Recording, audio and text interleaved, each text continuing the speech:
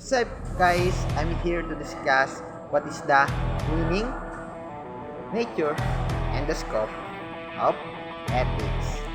So, before we start, ipasok ko muna yung intro. Back.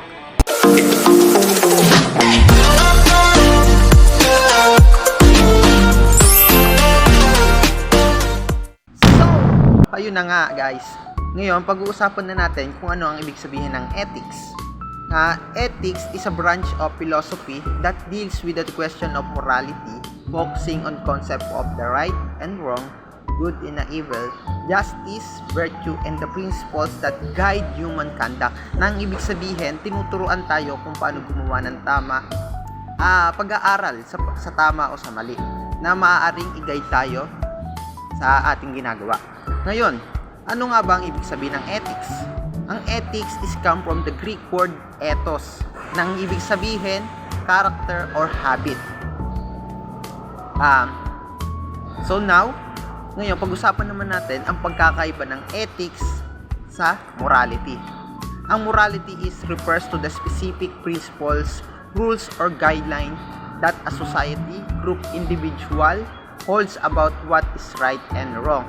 Ito yung mga individual na kung may sariling pananaw sa tama o sa mali. Ngayon, on the other hand,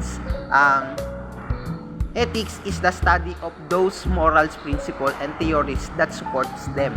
So, ang ethics ay pag-aaral sa tama o mali.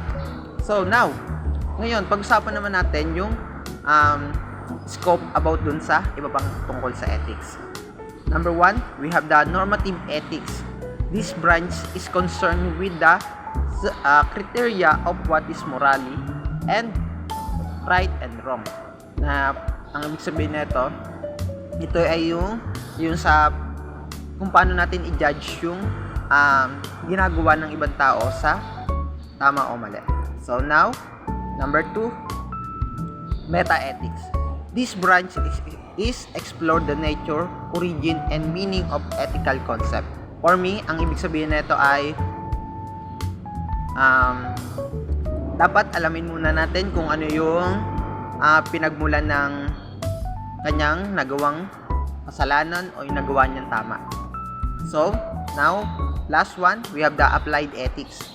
It involves applying ethical principle to specific real world. So, ibig sabihin nito para sa akin ay i-apply na natin yung mga ethics, di ba? Kunyari, for example, meron tayong tutulungan. So, paano natin yung gagawin? So, yun lang.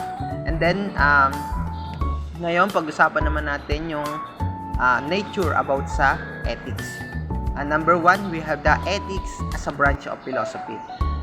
Ethics or moral philosophy is concerned with the systematic study of moral values and the rules. So yun nga, before ay nasabi ko na rin na ito ay pag-aaral sa values. So next, ethics as normative. It has a core. Ethics is normative, meaning is prescribe how people ought to act rather than merely describe how they do act. For example, dinajudge na agad natin kung paano nila sisimulan yung gagawin nila bago nila gawin. So, yun lang. And then, thank you.